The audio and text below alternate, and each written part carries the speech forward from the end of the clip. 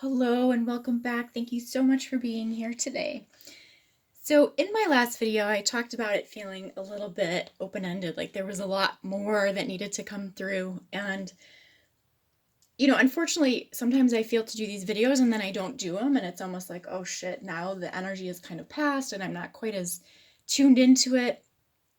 So I don't know that I want to do a whole kind of thing with this today, but I did want to go a little bit deeper.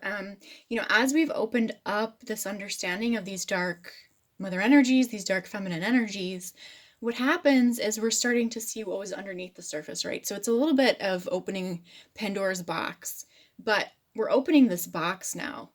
And the wonderful thing is we can see the patterns, we can allow them to start to heal as we take in this understanding and awareness of what has been going on and we recognize it within ourselves. We can finally say, okay, I'm willing to let this go now because we see where it's kind of in our field and being activated and being triggered. And we start to recognize, okay, it's not the other person that is doing this. It's not coming from someone else. It's within me, and I have to come into this understanding of that. So in the last video, I was talking about this kind of mother energy, this hive tone that was coming into the fields and controlling. Well, what we're finding now is this energy also gets passed down to the next in line, right? So we'll say like lower rank almost is what it feels like. But if we see this as being the daughter now of this dark feminine, this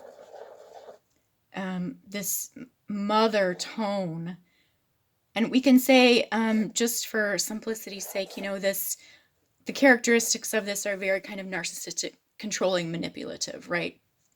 So at this level, as the child is still living in the home, and again, masculine, feminine, we both hold each. This can all be flipped around, whatever way applies to your situation. But just for simplicity's sake, so I don't continue to confuse myself trying to accommodate all different situations, I'm going to only look at this from one perspective, which is to say that this mother has this son, right? Feminine and masculine.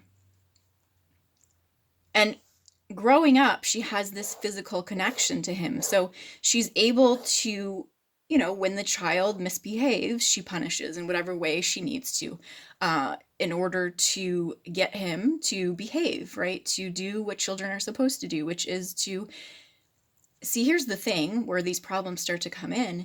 You are a reflection of me. So therefore, if you misbehave, it reflects poorly on me. So in order that others see me in this light of goodness, I'm going to control you, is basically what it comes down to. Okay, this video is going in a different direction than I thought. We might have to do an extended. But this is the parental program of distortion, right? Which is that you don't have your own thoughts, you don't have your own existence. I own you, I own your behavior, you need to follow my path. And this is obviously a very extreme example, right? But essentially, as parents, this is what we do. Like, I've even said this to my child in frustration. Well, not directly to her, but in my head. Like, can you please just follow the freaking rules so that I don't have to worry about all the ramifications, right, that are going to happen because you're starting to express your own desires and beliefs as an individual. Our society is built to follow these programs and structures. And when we don't, we start to freak out, especially when these children come in, right? So anyway, we're talking about this old lineage through the distortion. As this child grows up, moves out, becomes an adult, she no longer can ground him, right? Essentially. This is where this energy comes in. Now, this is not to say this is her daughter, right? But energetically speaking, there is this hierarchy where there is the dark mother, there is the younger female, right? So no longer do we live with our parents? We don't live with the mother, but we know in relationships we're oftentimes attracted to the same patterns that we lived with, right? So now we move on to a partnership. Well, what would the male move on to, right? A version of the mother. oftentimes when we talk about relationships, again, for simplicity's sake, I'm just kind of overgeneralizing, but we see this through the twin flame dynamics, right? People will call this the karmic energy. She's just like his mother. She's so controlling, manipulative, evil, all this kind of stuff. And this is who he will tend to pair with. Now, at whatever point that this masculine energy meets the divine feminine, let's say, right? So the seed tone of the light that we see in each other, we have this instant connection, attraction, all this like, oh my God, never thought in all my life kind of thing going on. And we know this, right? But we have our patterning and our programs, and this is what we have a physical reaction to. The physical body reacts to all these patterns and programs that are held within, and we split apart because we can't handle it, right? Not recognizing all that's going underneath is the patterning and programs that are running this show right now. But what is thankfully all being released? We're starting to see the light coming in here to let this go. So what is important to recognize, and this is where we start to get into, again, tricky verbiage with all of this, but it's important that we talk about this. She no longer has this physical control over him. But if this energy were to move into the picture here, right? Let's just say this is the karmic divine feminine. Well, karmic distorted divine feminine energy, right? With this masculine. How does this energy control? Well, generally it's through what would be the physical connection here. It's not like she's grounding him, but there's a lot of abusive techniques that we could have happen, right? But essentially, how does this occur? This occurs through the sexual energy, the physical energy. That this is the initial attraction, right? It's about the sex. It's about, and this is what we often see, right? There's a lot of affairs, not that this doesn't go on in all kinds of relationships, but again, we're looking at the base dynamics. And I'm going to stop apologizing for trying to see all these different perspectives, but only speaking through one, just again, for simplicity's sake. So this creates this insane bond that, you know, a lot of the feminines here will talk about, like, this is crazy. How come he can't see what's happening? Doesn't he see that she's just like this? And of course, if you were to point this out, right, we know that this loyalty to the mother, it's such a wounding program, this loyalty that we create to our parents. And this isn't to say that we shouldn't be thankful for all that they've given us, right, and provided for us, and all these things. But it's like in our blindness, we're not also recognizing the wounding that they hold, right? This isn't their fault either. Like they've been subjected to the patterns and programs as well. But for some reason, there is this insanity going on where we have a very difficult time really being able to forgive and to understand what's going on here. And this is for the feminine too, right? Same thing. She has to be able to look at her own parents and understand, okay, it's not the person, it's the programs. Let me stop reacting to the programs, right? Which is not easy. It makes you feel like you're going to die. Your heart's going to jump out of your chest. Like, how do you stand up to these energies? It's very, very challenging. So this isn't to say that, oh my God, they just need to like walk away and say no to this energy. Well, we have to do it as well. We have to see it in our own parents. But more than that, what is important to understand is that when these two, let's say the divine feminine and divine masculine, come together, they are repelled by their programs. Oftentimes, you know, because we know the standard, right? It feels like the masculine just walks away. The divine feminine is left over here with like, what the fuck happened? Like, I really want to pursue this and figure this out. And he just can't. So there's different things going on with the biology as well, which we're not going to get into. But at this point, she sees this guy is the problem, right? Like, it's him. Obviously, he's walking away. He's not wanting to work on this. And yet we know if we are attracting something to us, It's because we hold it in our field. And this isn't to shame any of us, but this is to say we've got to recognize where these patterns are within ourselves. And what it comes back to is that she holds this pattern somewhere in her field. And this is essentially what the ultimate goal of what we were trying to break out of, right?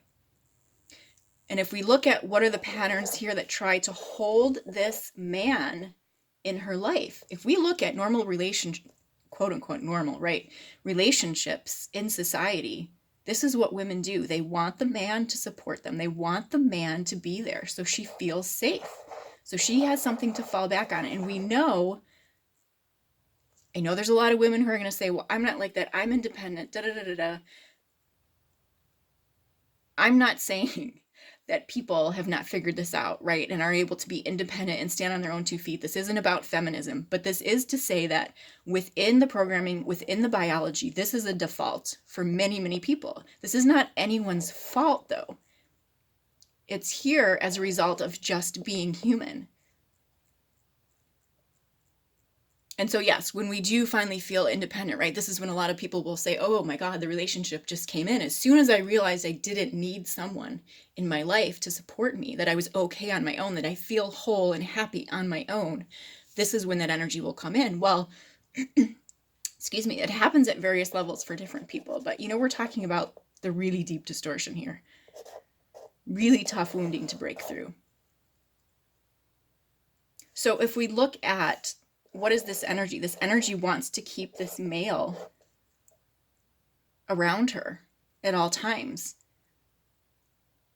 And why? Because this makes her feel in control. Because oftentimes what happens, this divine feminine dark energy here feels like, well, what's really going on? She's got all these programs running too, right? So she feels very unsafe. She doesn't understand her own self. She can't handle her emotional realm.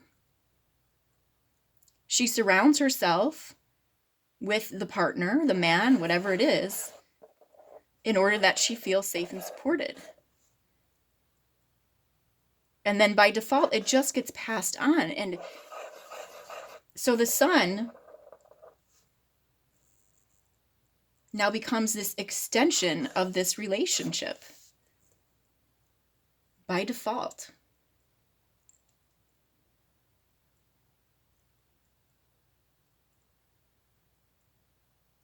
And unless this masculine realizes this as well, why do I feel so tied to this? Okay, well, it's not necessarily that this person is an awful person, right? She's not an awful human being, but it's the patterns. And until he recognizes it's the patterns that are pulling me back here, it's the patterns that want to keep me under the reign of this household, right?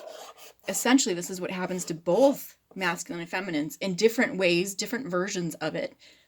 But it's all to keep the control under the house. When we talk about this, this is very much this mind control too, right? This monarchy, this, what we said with this hive energy. We want control of these energies. Because we see the child as an extension of ourselves, right? Our identity is somehow, here we go, tied into this. And as children, we're told, don't do that. Don't misbehave. You're making me look like a bad parent, right? Like if we can't control our children, I remember this very much so. It's like, oh my God, just give them some Cheerios so they be quiet, right? Because we're getting embarrassed about how they're behaving. We reinforce all these kind of, again, it goes back to not wanting to face the reality of the situation. And that to be accepted into society, we have to behave in a certain way, right? And, mothers do this too. And, we talk about this as the inner child, right? We come in with this light and then we find out, oh, don't express yourself that way. That's too much. Oh, don't express yourself that way. That's too much. We're told over and over again, right? This is the conditioning and the patterning that comes in. And yet, this mother, like she has it as well. She doesn't recognize it, of course, but she puts this on her child.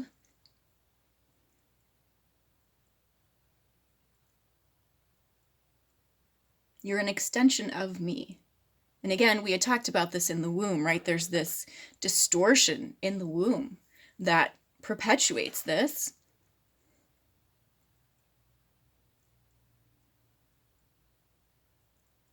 And no wonder men always feel like, they call it the old ball and chain, right?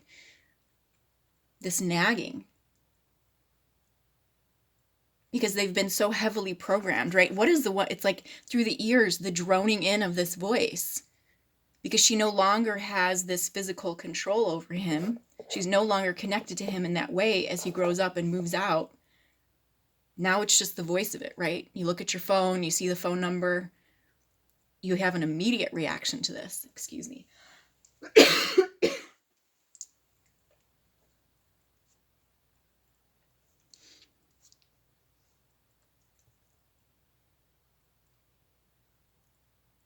So what is important to recognize, and this is where all the sexual distortion starts to come in, right? Because this is the control that we have through our adult relationships.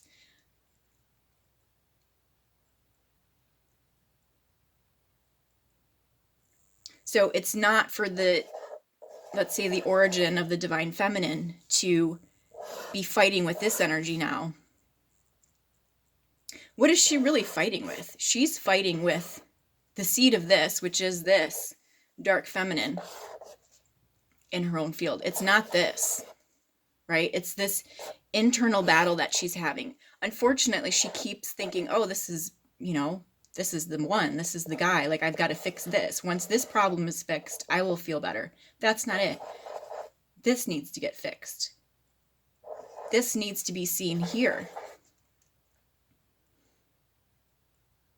Once we recognize this, that gets cut.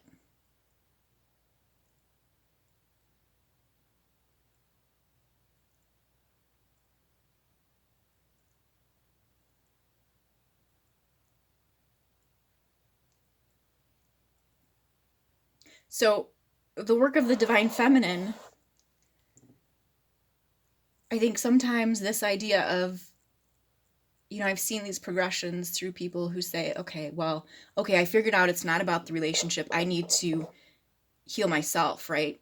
It's really hard to heal yourself of these distorted patterns if you're going to go off and say, I'm fine on my own. I don't need a relationship. I don't need to do this. And a lot of times what we see is when she decides she's going to shut out the masculine, she also shuts out her own divine masculine energies, which makes it really challenging. To me, this is a form of bypassing, because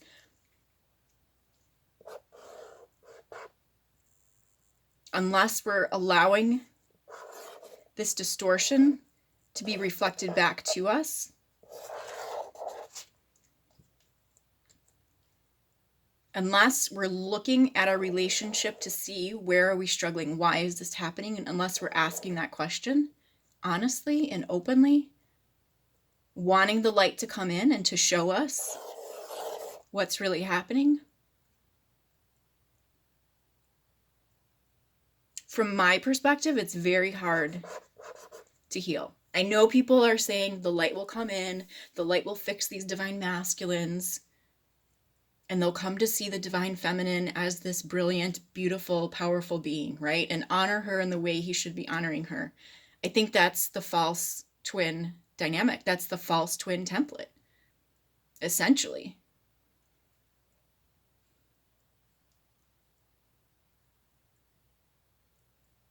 Because yes, you have got to heal yourself. You have got to see these patterns within yourself, where you've gotten them from your own family, from your own parents. And yet you have to understand now, how do your patterns interact with this relationship between masculine and feminine? Because this is what we're here to resolve and to heal, right? It's the union of the divine that we are going for.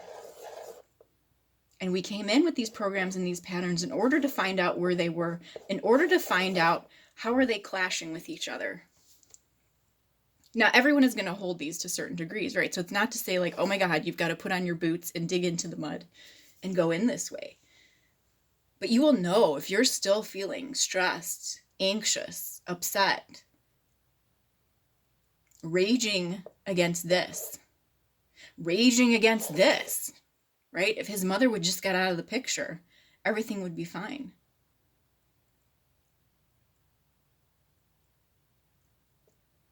If you could just see all of this, where it's happening for you,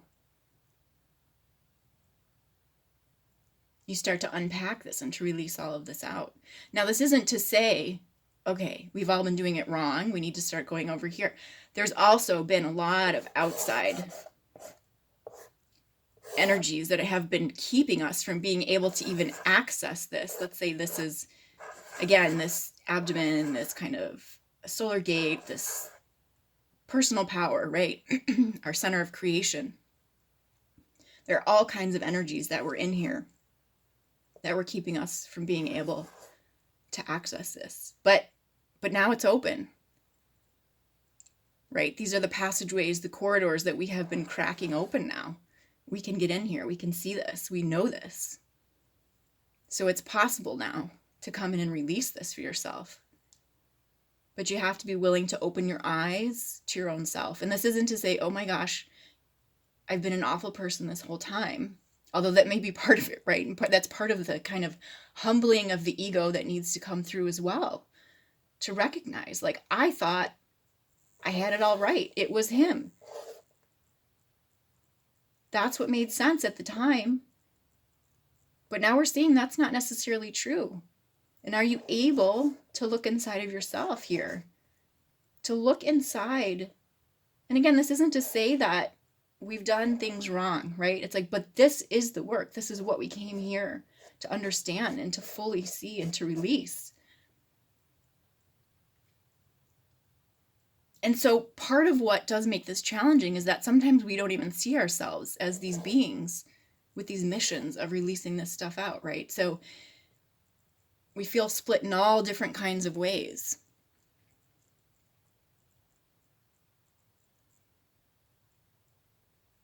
And of course, there's probably a lot more that we're still not seeing yet. And yet the light is bringing in the answers. We see it. We see the progressions. We know it's coming to light. And if we don't have the answers, we just need to wait and ask. But it's always about asking and asking to receive the truth.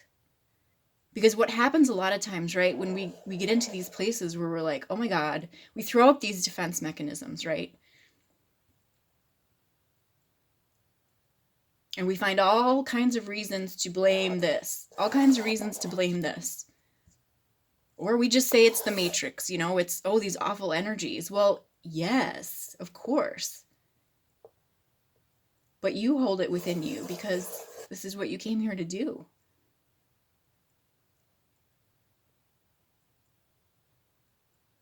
Okay, I'm going to stop this here. I